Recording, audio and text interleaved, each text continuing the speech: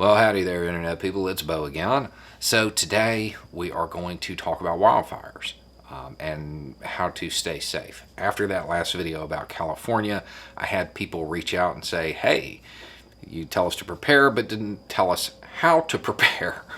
So I'm going to run through some basic tips here that I found in a bunch of different places. And then in the description, there will be a bunch of links. There'll be a link to a playlist from this channel that deals with emergency preparedness, and a lot of it is applicable to a whole bunch of different situations. There'll be a link to the long video on having an emergency bag on the second channel, and then links to fire evacuation sites, like that's what they do. But I'm gonna go through the key tips that I found first.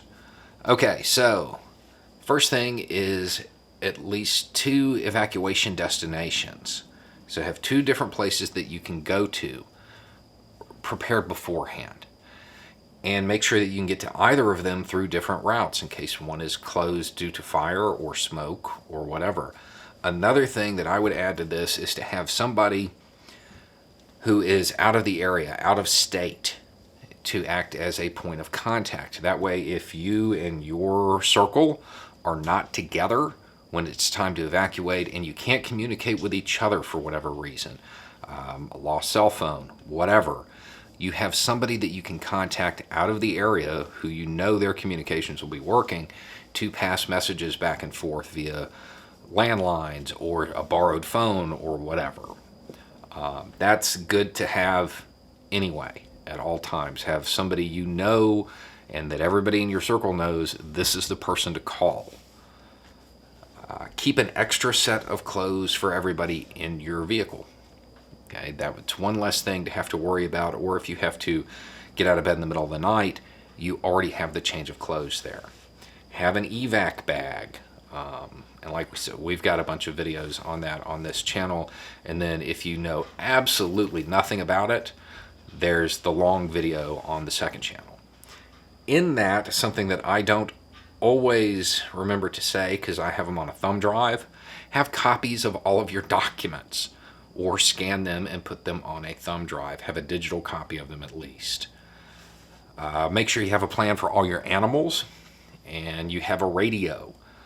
And then, I feel like I shouldn't have to say this anymore, make sure you take your cell phone and battery backup for it, chargers, stuff like that. Now, this is all stuff that I didn't know because we don't really have to deal with fires down here very much. But preparing your house before you leave. Close the windows and doors, but leave them unlocked, apparently. And make sure you leave your lights on so the firefighters can find your house in the smoke. And I guess leaving it open is to help them. There are other tips as far as like making sure your hoses are connected. You have a ladder nearby out near a corner of a house so they can get on your roof. Buckets of water, have that prepared, stuff like that. It also says to move your furniture and flammable stuff away from the walls and put it in the center of the room so there's less stuff to catch fire near the edges, which just, I mean, that seems like common sense.